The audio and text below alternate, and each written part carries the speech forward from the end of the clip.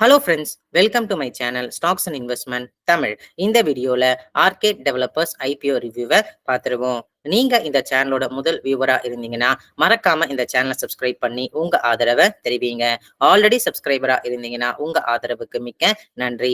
Disclaimer என்னன்னா, நாங்க SEBI register financial advisor கிடையாது. நீங்க இன்வெஸ்ட்மெண்ட் டிசிஷன் எடுக்கிறதுக்கு முன்னாடி ஒரு செபி ரிஜிஸ்டர் ஃபினான்ஷியல் அட்வைசரை மறக்காம கன்சல்ட் பண்ணணும். இங்க நாங்க எங்க ஒப்பீனியனை எஜுகேஷனல் பர்பஸ்க்காக தெரிவிக்கிறோம். இது நாங்க சில சமயம் தவறாகவும் இருக்கிறதுக்கும் வாய்ப்புகள் இருக்கு. இந்த கம்பெனி வந்து பாத்தீங்கன்னா ஒரு ரெசிடென்ஷியல் ப்ராஜெக்ட் தயாரிக்கிற கம்பெனியா இருக்காங்க. அதாவது பில்டிங் கட்டி அது 1 பிஹெச்கே 2 பிஹெச்கே அந்த மாதிரி வந்து அபார்ட்மெண்ட்ஸை மக்களிடையே வந்து விற்கிற கம்பெனியாகவும் இருக்காங்க. ரியல் எஸ்டேட் பிளேயராகவும் இருக்காங்க. முக்கியமா இந்த கம்பெனியோட கான்சென்ட்ரேஷன் எங்க இருக்குன்னா மும்பை, மகாராஷ்டிரால இருக்கு. இந்த கம்பெனியோட பினான்சியல் ஸ்டேட்மெண்ட்ஸ் பார்த்துருவோம். இந்த கம்பெனி 2022 டோட்டல் ரெவன்யூவா 228 கோடி பார்த்திருக்காங்க. ஸோ 2023 அது 220 கோடியா குறைஞ்சிருக்கு. 2024 அது 634 கோடியா உயர்ந்திருக்கு. இவங்களோட எபிட்டா பெர்சன்டேஜ் பாத்தீங்கன்னா 30% இருந்து 26% 2024 குறைஞ்சிருக்கு.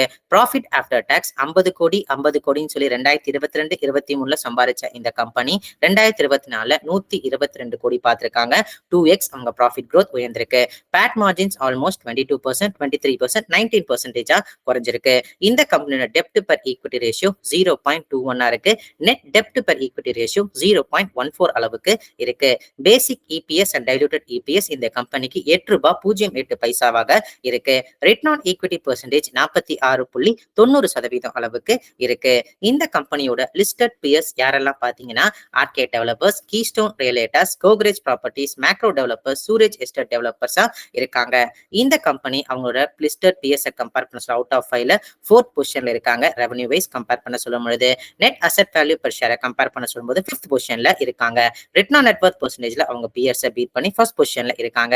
ஏர்னிங்ஸ் பெர் ஷேர் கம்பேர் பண்ணும்போது இவங்க 4th பொசிஷன்ல இருக்காங்க. இந்த கம்பெனியோட ஐபிஓ டேட்ஸ் பாத்தீங்கன்னா 16 to 19 செப்டம்பர் 2024. இஷ்யூ பிரைஸ் ₹121 ₹128 ஒரு ஷேர் அளவுக்கு இருக்கு. ஃப்ரெஷ் இஷ்யூ 410 கோடி. லாட் சைஸ் 110 ஷேர் ₹14,080 அளவுக்கு இருக்கு. ஃபேஸ் வேல்யூ ₹10 ஒரு share. Retail allocation 35%. Listing on BSE and NSE. இந்த கம்பெனியோட allotment date 28 September 2024. Initiation of refunds 23 September 2024. Transfer of shares to demat account 23 September 2024. Arkade டெவலப்பர்ஸோட listing date 24 September 2024 இருக்கு. இப்போ இந்த கம்பெனியோட பாசிட்டிவ்ஸ் பார்த்துருவோம். இந்த கம்பெனி 2017 கேலண்டர் இயர்ல இருந்து இந்த Q1 2024 கேலண்டர் வரைக்கும் மொத்தமா 1220 ரெசிடென்ஷியல் யூனிட்ஸை வந்து கட்டியிருக்காங்க. அதுல 1045 யூனிட்ஸை வித்திருக்காங்க. முக்கியமா இந்த மும்பை மெட்ரோபாலிட்டன் ரீஜியன்ல.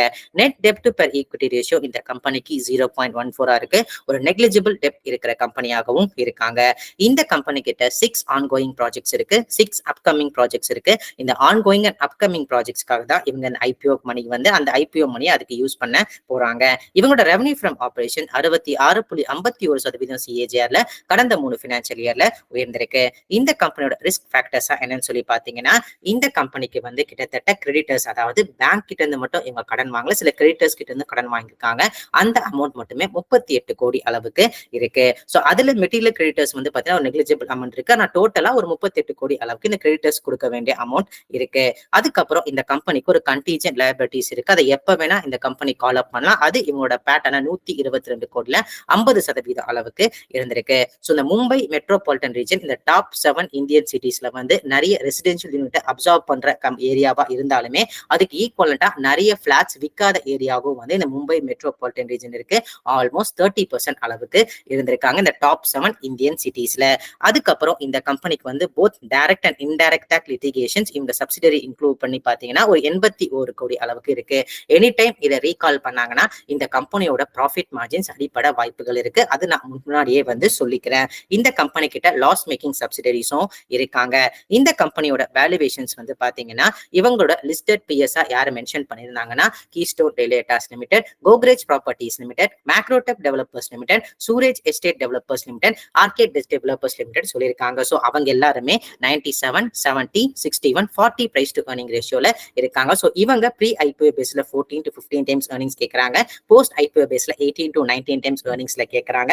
ஸோ ரீசென்ட் டைம்ஸ்ல அவங்க எபிட்டா மார்ஜின் குறைஞ்சிருக்கும். அதுக்கப்புறம் வந்து பாத்தீங்கன்னா பேட் மார்ஜின்ஸ் கூட குறைஞ்சிருக்கு. பட் ஓவராலா growth ஓரளவுக்கு நல்லா இருந்ததுனால இந்த வேல்யூவேஷன்ஸ் அவங்க பியர்ஸை விட கொஞ்சம் சீப்பா நான் பாக்குறேன். ஏன்னா இவங்களுக்கு கீழே ஒரு 400 கோடி அளவுக்கு ரெவன்யூ பாக்குற Suraj estate developers 40 times earnings கேட்கறாங்க. ஆனா இவங்க ஒரு 600 crores பாக்குறாங்க. அவங்க நல்ல ப்ராஃபிட் பாக்குறாங்க. ஆனா இவங்க கேட்கிற 18 to 90 டைம்ஸ் earnings இவங்க பியர்ஸை விட கொஞ்சம் வேல்யூவேஷன்ஸ் கேப்பும் இருக்கு. அது மட்டும் இல்லாம இண்டஸ்ட்ரி ஆவரேஜ் 33.81 கம்பேர் பண்ண சொல்லும் பொழுதும் ஒரு வேல்யூவேஷன்ஸ் கேப் தென்படுது. அந்த ஒரு காரணத்தினால என்னவோ தெரியல ஜிஎம்பியோ ஆல்மோஸ்ட் ஒரு 30% அளவுக்கு இந்த கம்பெனிக்கு தென்படுது. சோ இப்போ இந்த கம்பெனியோட கன்க்ளூஷன் பாத்துருவோம். சோ இந்த கம்பெனி ஓவராலா இந்த மும்பை மெட்ரோபாலிட்டன் ரீஜியன்ல வந்து கான்சென்ட்ரேட் பண்ணிட்டு இருக்காங்க. இந்த போரி வேலி பேஸ்ல டோட்டல் சப்ளை, அதாவது நிறைய ரெசிடென்ஷியல் யூனிட் கட்டி விற்கிறதுல இவங்களோட டோட்டல் சப்ளை 2% அளவுக்கு மார்க்கெட் ஷேர் இருக்கு. அதுல அப்சார்ப்ஷன் வந்து பாத்தீங்கன்னா கிட்டத்தட்ட 3% அளவுக்கு இருக்கு. இதே கோர்கான் பேஸ்ல 8% டோட்டல் சப்ளை ஷேரும் 11% டோட்டல் அப்சார்ப்ஷன் ஷேரும் வச்சிருக்காங்க. சாண்டா க்ரூஸ் பேஸ்ல 4% டோட்டல் சப்ளை ஷேரும் 2% அளவுக்கு டோட்டல் அப்சார்ப்ஷன் ஷேரும் வச்சிருக்காங்க. 2017 to Q1 2024 வரைக்கும் இந்த எல்லா ஏரியாவும் சேர்த்து உங்களோட combine total supply market share எவ்வளவு இருக்குன்னா 2% அளவுக்கு இருக்கு. அப்சார்ப்ஷன் பெர்சன்டேஜ் எவ்வளவு இருக்குன்னா 3% அளவுக்கு இருக்கு. சோ இந்த சர்டைன் பாக்கெட் ஆஃப் ஏரியாஸ்ல டாப் 10 டெவலப்பர்ஸ்ல சில சமயம் 5th பொசிஷன்ல இருந்திருக்காங்க, சில சமயம் 3rd பொசிஷன்ல இருந்திருக்காங்க, சில சமயம் 7th and 10th பொசிஷன்ல இருந்திருக்காங்க, சில சமயம் 1st பொசிஷன்ல இந்த கம்பெனி வந்து இருக்காங்க. முக்கியமா மக்கள் இவங்க கிட்ட வாங்குற இந்த அப்சார்ப்ஷன் ரேட், இவங்களோட ப்ராஜெக்ட்ஸை வாங்குற அப்சார்ப்ஷன் ரேட்ல. சோ ஓவராலா இந்த கம்பெனி வந்து ஐபிஓ மணி எடுத்து அப்கமிங் அண்ட் ஆன்கோயிங் ப்ராஜெக்ட்ஸ் தான் யூஸ் பண்ண போறாங்க. அது கொஞ்சம் பாசிட்டிவா இருக்கு. டெப்ட் கொஞ்சம் நெக்லிஜிபிள் டெப்ட் இருக்கிற கம்பெனியா தான் இருக்காங்க. இவங்களோட net dept to equity ratio 0.14 அளவுக்கு தான் இருக்கு. வேல்யூவேஷன்ஸ் கேப் இவங்க பியர்ஸை கம்பேர் பண்ண சொல்லும்போது இருக்கு. ஸோ சூரஜ் எஸ்டேட் டெவலப்பர்ஸ் கூட பார்த்தீங்கன்னா கம்பேர் பண்ண சொல்லும்போது கொஞ்சம் நிறையவே இருக்கு. ஸோ அதனால கொஞ்சம் ஸ்டாக் ரன் அப் ஆகிறதுக்கும் வாய்ப்புகள் இருக்கு. அது மட்டும் இல்லாம ஓவராலா இந்தியன் ரியல் எஸ்டேட் சைக்கிளோட பூம் வந்து ஒரு 6 to 7 வருஷம் அளவுக்கு இருக்கும். அதுல மிட் ஆஃப் த சைக்கிள் நம்ம இருக்கும். இன்னும் ஒரு 3 இயர்ஸ் வந்து இருக்கு. அதனாலதான் வந்து இந்த லிஸ்டட் பியர்ஸ் எல்லாமே 60, 90, 70 டைம்ஸ் earningsல வந்து இருக்காங்க. சோ அந்த அளவுக்கு இந்த கம்பெனி போறதுக்கும் வாய்ப்புகள் இருக்கு. பிளஸ் ஆர்பிஐ யூஎஸ் ஃபெட் மாதிரி ரேட் கட் வந்து குறைக்க ஆரம்பிச்சாங்கன்னா இந்த கம்பெனி ஒரு பாசிட்டிவ் சைட் போறதுக்கும் வாய்ப்புகள் இருக்கு. சோ இந்த பக்கம் இந்த சைட் பாசிட்டிவ்ஸா இருந்தாலுமே இந்த மாதிரி கம்பெனிஸ் எல்லாம் பாத்தீங்கன்னா சைக்ளிக்கல் செக்டார்ஸ்ல இருக்கிற கம்பெனியா இருக்காங்க. சோ ஏதாவது ஒரு குவார்ட்டர்ல இவங்களோட டோட்டல் சேல்ஸ் கம்மியா ஆனாலோ இல்லைன்னா வந்து பாத்தீங்கன்னா இவங்க ப்ராஃபிட் கொஞ்சம் மார்ஜின்ஸ் கம்மியா ஆனாலோ, நான் ஒரு லயபிலிட்டிஸ் லிட்டிகேஷன் சொல்லிட்டேன்னா அதை எப்பயாச்சும் கால் அப் பண்ணி அவங்களால மார்ஜின்ஸ் கம்மியானாலும் ஷார்ப் பிரைஸ் மூவ்மெண்ட் நல்லாவே தெரியும். அதே மாதிரி உங்களோட ஸ்டாக் பிரைஸ் வாலட்டிலிட்டி நிறைய தென்படும். நீங்க அதை எந்த டெவலப்பர்ஸை எடுத்து பார்த்தாலும் சரி. சோ இந்த பக்கம் பாசிட்டிவ் இருக்கு, இந்த பக்கம் வந்து sharp price movement, high price volatility இருக்கு. அதுக்கப்புறம் சைக்ளிக்கல் செக்டாரா இருக்கனால ரிஸ்க்கும் இருக்கு. சோ ஓவராலா இந்த ஐபிஓ பாத்தீங்கன்னா ரிஸ்க் ரிவார்ட் ரெண்டுமே கலந்த ஐபிஓவா தான் நான் பாக்குறேன். சோ இதெல்லாமே வந்து பாத்தீங்கன்னா என்னோட பர்சனல் வியூ. நீங்க இந்த ஐபிஓல இன்வெஸ்ட் பண்றதுக்கு முன்னாடி ஒரு தடவை செபி ரிஜிஸ்டர்ட் ஃபைனான்சியல் அட்வைசர் மறக்காம கன்சல்ட் பண்ணணும். இந்த வீடியோ உங்களுக்கு பிடிச்சிருந்தா லைக் பண்ணுங்க. ரெகுலர் வீடியோ அப்டேட் பெல் ஐகானை கிளிக் பண்ணுங்க. மறக்காம stocks investment Tamil channel subscribe பண்ணுங்க. தேங்க்ஸ் ஃபார் வாட்சிங் stocks and investment Tamil channel.